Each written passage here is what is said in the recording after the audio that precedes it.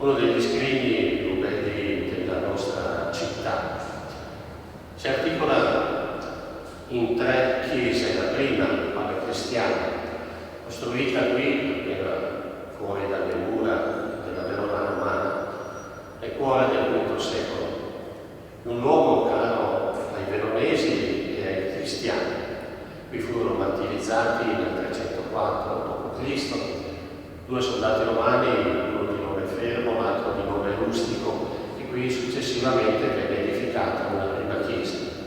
E poi venne demolita, siamo appena dopo l'anno 1000, e i monaci benedettini, giunti in questa porzione della nostra città, poco prima del 1065, a partire da questa data edificano 2 chiese, l'una inferiore, con vocazione martiriale per la custodia delle reliquie dei 2 santi patroni, l'altra superiore, con vocazione liturgica per accogliere le sacre celebrazioni della Chiesa. Successivamente i frati francescani presero possesso, era l'anno 1261, di questo straordinario luogo di culto e ampliarono la chiesa superiore. Abbiamo quindi testimonianze non solo architettoniche ma anche liturgiche e martiriali che rappresentano uno scrigno della nostra città, e proprio in questo bellissimo luogo si svolge questo singolare concerto, che è una dedica bellissima e anche un repertorio straordinario. Buon ascolto.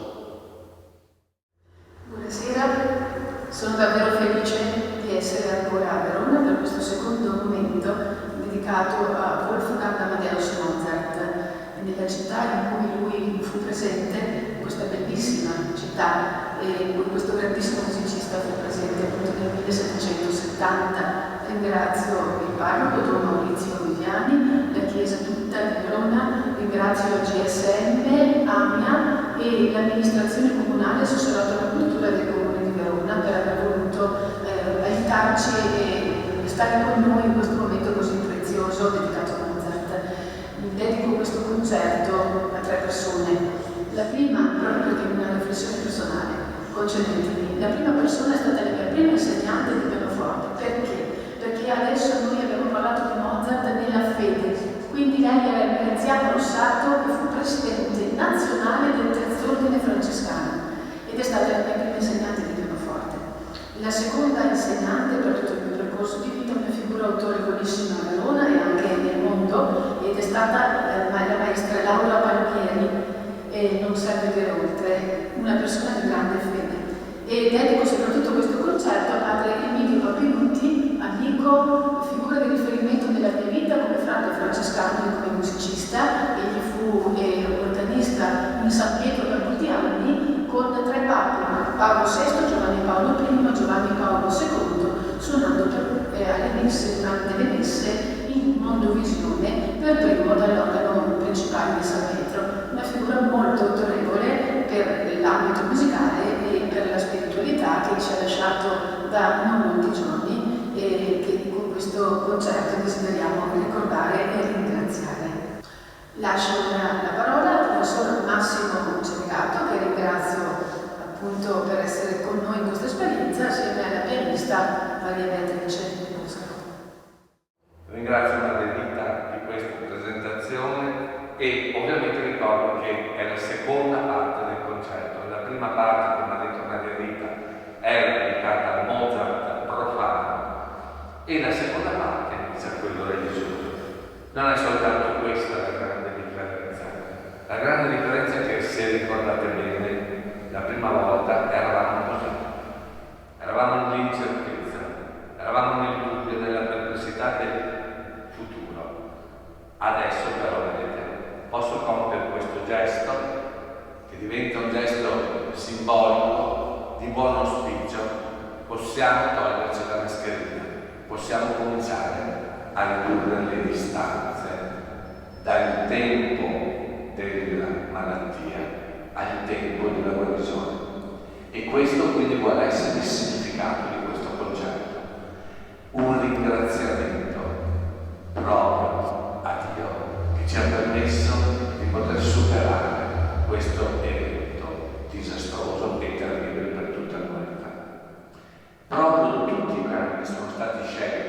questo concerto hanno questo valore di preghiera.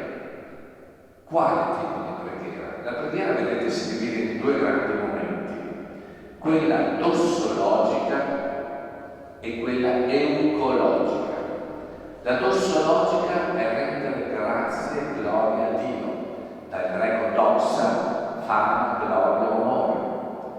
L'eucologica, sempre dal greco euche, è la preghiera perché Dio possa ancora riempirci dei suoi meravigliosi doni. E abbiamo voluto creare questo concerto proprio nella forma etimologica anche qui del concertus concentus, ossia un intrecciarsi di melodie e un intrecciarsi di armonie per fornire poi alla fine un sanctus, una corona che venga offerta a Dio in ringraziamento di questo straordinario dono che ci ha fatto. Il primo brano che noi ascolteremo è Exultate Jubilate di Wolfgang Amadeus Mozart, una composizione del 1773 che però ha già un grande valore. Mozart parte dal presupposto religioso per svolgerlo in forma profana. Infatti è articolato in 4 tempi come saranno le sinfonie. I tempi sono appunto l'exultate et jubilate. Il primo tempo rifà alla parola exultare, che vuol dire saltare di gioia, di felicità, e jubilate dall'ebraico yobel, che era il corno magico con il quale il popolo ebraico saltava le grandi feste solari. Ed è il momento di ringraziare Dio per questa grande solennità. Poi c'è il secondo brano, Fulgent amica dies. Brilla, rifulge il giorno amico. Qual è il giorno amico? Quello del dono della grazia di Dio, quello del dono che Dio ci permette di ritrovarci, ci fa permettendoci di ritrovarci ancora tutti qui, riuniti nel suo nome. Poi c'è la terza parte, tu, virginum corona, tu, corona delle vergini. Ed è un apostrofe, un rivolgersi alla Madonna, l'esempio di colei che ha sempre creduto nel potere salvifico di Dio. E chiudiamo alla fine con l'Alleluia. Ascoltiamo ora, quindi, Exultate e Jubilate, dalla voce del soprano Margherita Schierato, accompagnata al pianoforte da Maria Beatrice Oscar.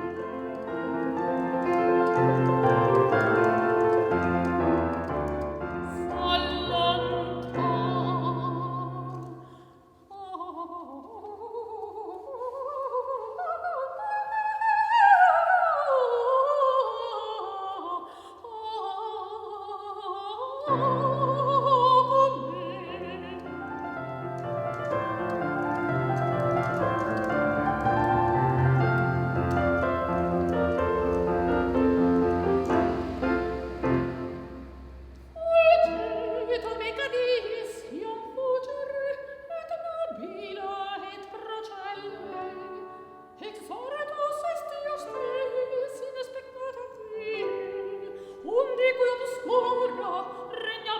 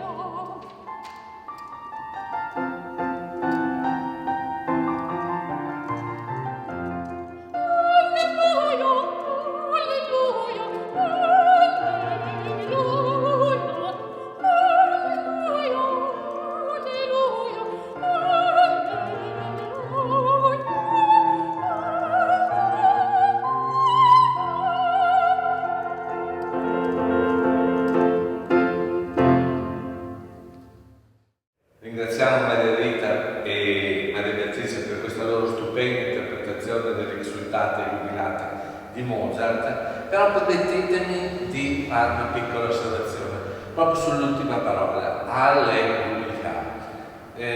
Parola che viene talmente banalizzata e purtroppo al giorno d'oggi anche dissacrata, persino nelle pubblicità televisive, perché la gente non ne conosce l'importanza. Se sapessi il vero significato, allora proviamo a scoprirlo insieme, perché se riusciamo a far luce delle tenebre dell'ignoranza con un po' di cultura, veramente la nostra vita migliora e la possiamo vivere con più gioia. Hal è la prima parola, il primo elemento della radice ebraica, che vuol dire lodare, salutare. Pensate al tedesco Heil, saluto, del saluto. Quindi lodare, salutare Dio. Heil, infatti, è anche nella forma semitica la parola che indica il Signore, la divinità, quell'elemento del luminoso che è presente nell'essenza divina. E Yah è il famoso tetragramma di chiave. Quindi voi capite bene che effettivamente utilizzarlo per ringraziarlo quando beviamo un bicchiere d'acqua minerale forse è un po' eccessivo, se non dissacrante. Chiusa la parentesi, torniamo ora ad essere veramente in forma di gratitudine, dossologici con Dio. Ecco, anche Mozart aveva un momento nel quale poteva ringraziare Dio. Nella sua vita non era stato un grande praticante, non frequentava le chiese, se non quella volta che doveva eseguire dei concerti, ma era intimamente credente.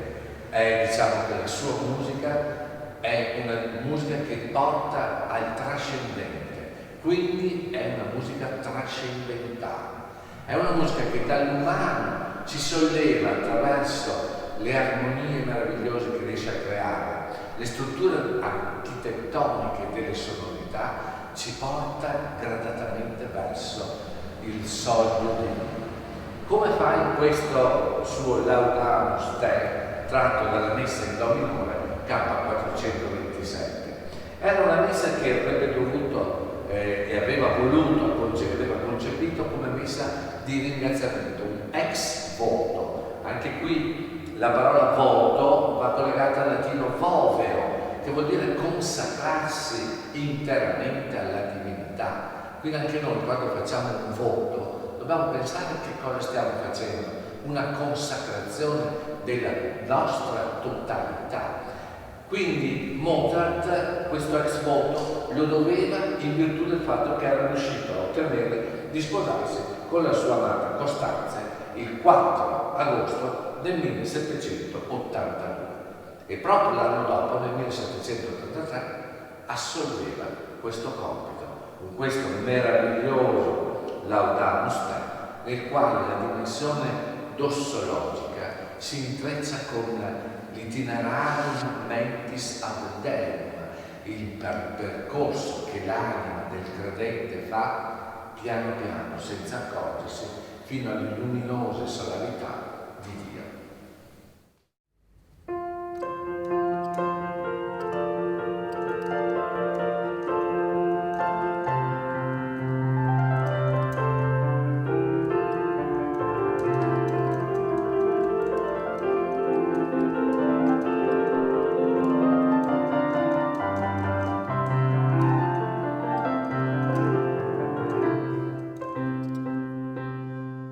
Laudamus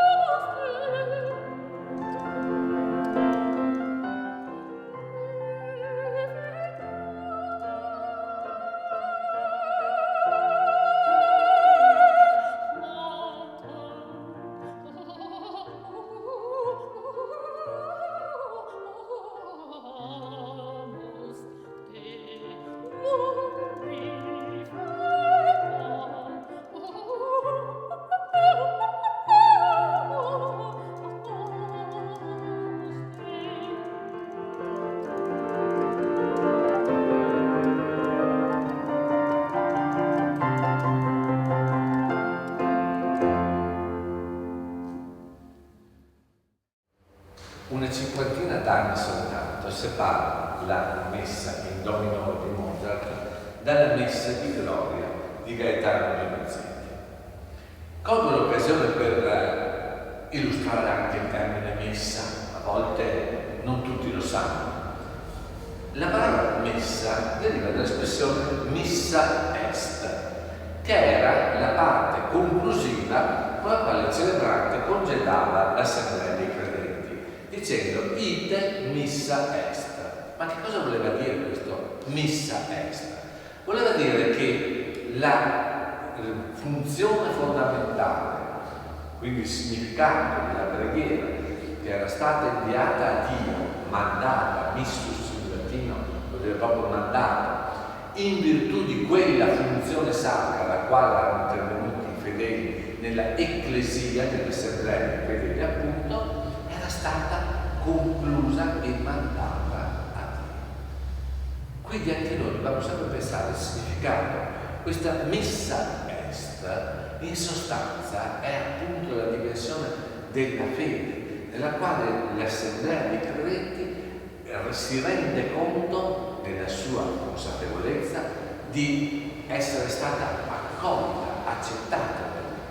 Ecco quindi che la dossologia, come dicevamo inizialmente, diventa una dossologia a posteriore, ossia il momento in cui, proprio perché l'umanità si rende conto che la sua preghiera, l'eucologia, è stata accolta da Dio, ora si ringrazia la divinità con rendere gloria e onore.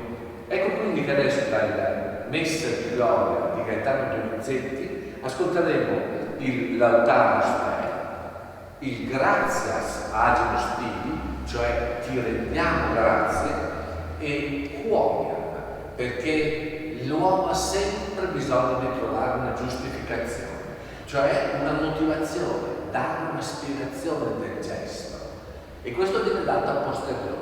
Se è dato sulla base del contingente, l'uomo riconosce di aver ricevuto il dono e ringrazia, lodando Dio per il dono che ha ricevuto, ma può essere anche dato sulla base del trascendente, perché l'uomo, in virtù del dono che ha ricevuto, riconosce in questa potenza divina tutta la sua sovrana maestà.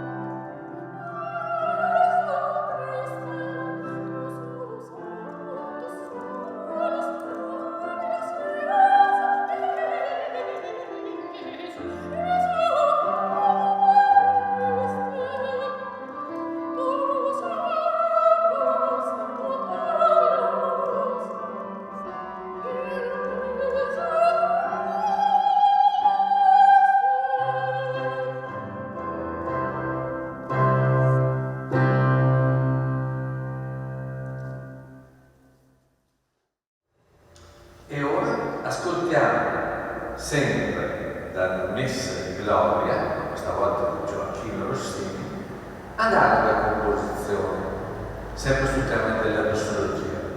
Gioacchino Rossini non poteva non cedere al fascino della drammatizzazione dell'opera, visto che lui era un esperto in questo. Ma sentirete anche come in questo brano sia presente proprio il messaggio della spiritualità, la grande, profonda spiritualità che rimane il grande maestro di Pesaro.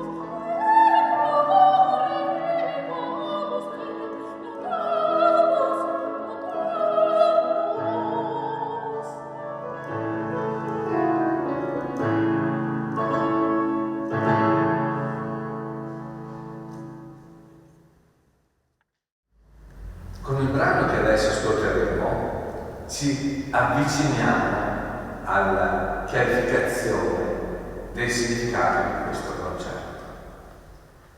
È tratto dal Beatus Vir di Antonio Di Valli. Il brano che ascolteremo è Iucundus Homo. Poiché la nostra è una riflessione di carattere, permettetemi di essere un po' presuntuoso, linguistico-spirituale, di spirituale non avrei una possibilità di poter parlare, quindi mi limito solo al campo linguistico, voglio approfondire il concetto del Iucundus, che non vuol dire giocondo come viene tradotto, che sembra che sia l'uomo felice, l'uomo beato, è molto di più. Iucundus in latino si collega al verbo iuvare ed è una dimensione perifrastica passiva. Cosa vuol dire? Indica una dimensione di disponibilità dell'uomo ad essere in un determinato modo. Cioè Iucundus è colui che, avendo ricevuto il beneficio da Dio, non può non essere felice, deve essere felice. Ma la felicità dell'uomo non è qualcosa di solipsistica, ossia concentrata tutta su se stesso, nell'exultare, nel tripudiare, saltando, balzando di gioia, ma è nel rendersi conto che quella felicità deve essere trasmessa.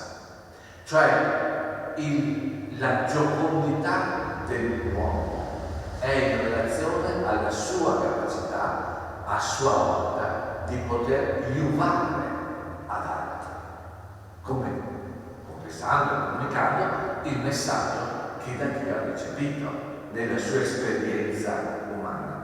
Homo, infatti, non vuol dire uomo inteso come essere maschile, perché homo deriva da humus, che vuol dire terra, e poiché tutti siamo provenienti dalla terra, homo rappresenta l'umanità tutta l'umanità che ha compreso in forma sessuale, cioè tutti coloro che hanno capito il significato del messaggio di Dio. E come avevamo detto all'inizio, vale sia per l'uomo che per la donna. E quindi l'uomo Iucundus è l'essere umano che, avendo ricevuto il grande dono di Dio, se ne fa portavoce presso tutta l'umanità. Ed è questo quello che il famoso prete rosso Antonio Di Valli voleva comunicare con questo suo Beatus Vir, che riprende appunto il celebrato Salmo 111, che la Chiesa fa uno dei 5 salmi solenni.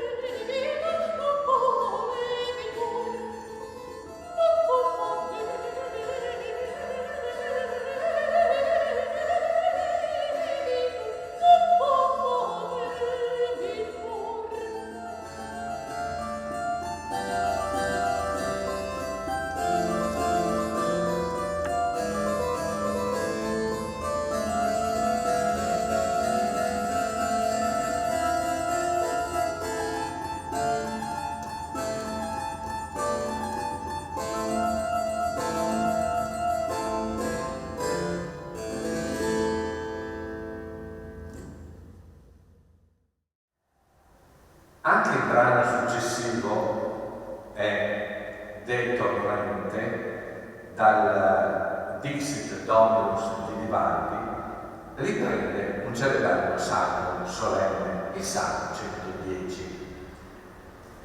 Anche questo salmo vive la propria dimensione di temporalità atemporale. Che cosa vuol dire? Vuol dire che se noi prendiamo il testo, adesso non abbiamo tempo di esaminarlo, quindi però voi lo prenderete sicuramente per conto vostro, dopo finito il concerto.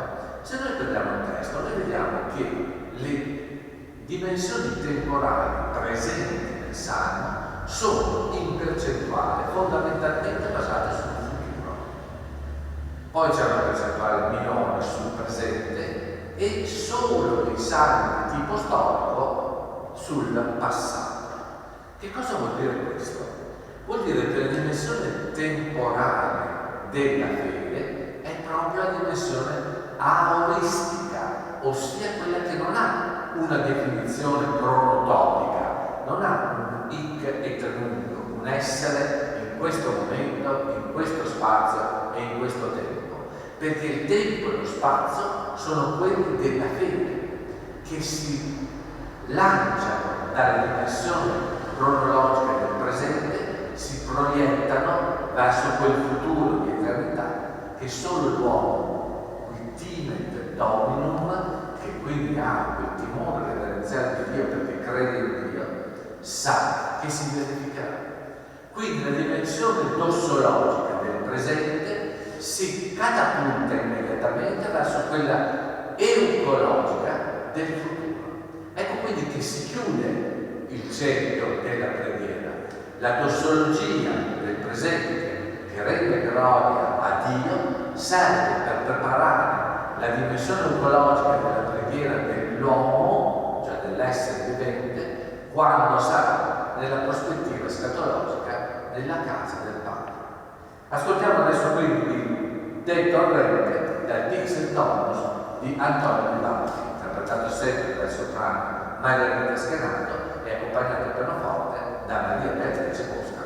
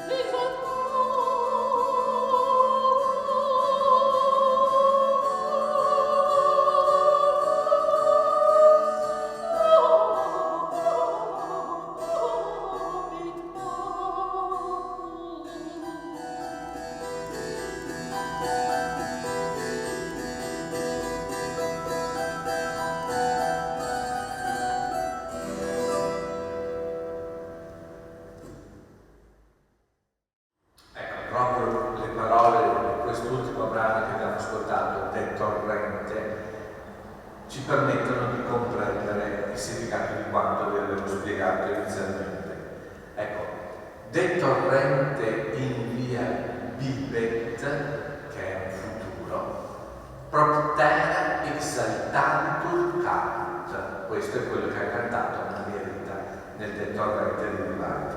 Anche exaltantur è un futuro. Quindi vedete quello che vi avevo spiegato si congiunge adesso con quest'ultima dimensione, il futuro, che è la prospettiva della fede. Il credente sa che esisterà una dimensione escatologica, cioè estrema, alla fine dei tempi, e esisterà una dimensione nella quale si ricongiungerà alla luce primordiale dalla quale è provenuto come diretta emanazione divina. Chi aveva capito questo? Come avevo detto all'inizio del concerto, era Maria.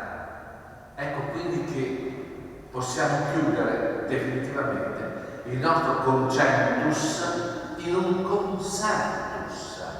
Le etimologie della parola concerto sono sempre giocate su questa duplice etimologia, del duplice significato. È il sertus, è la corona che si chiude.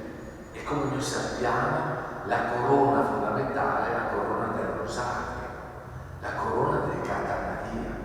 Maria è quell'uomo, cioè quella dimensione di humanitas che ha compreso il messaggio divino e nell'espressione ecce ancilla Domini, ecco l'ancella del Signore, si mette a totale disposizione di Dio e quindi diventa antesignana per noi di questa dimensione di profeta amorosa nei confronti di Dio.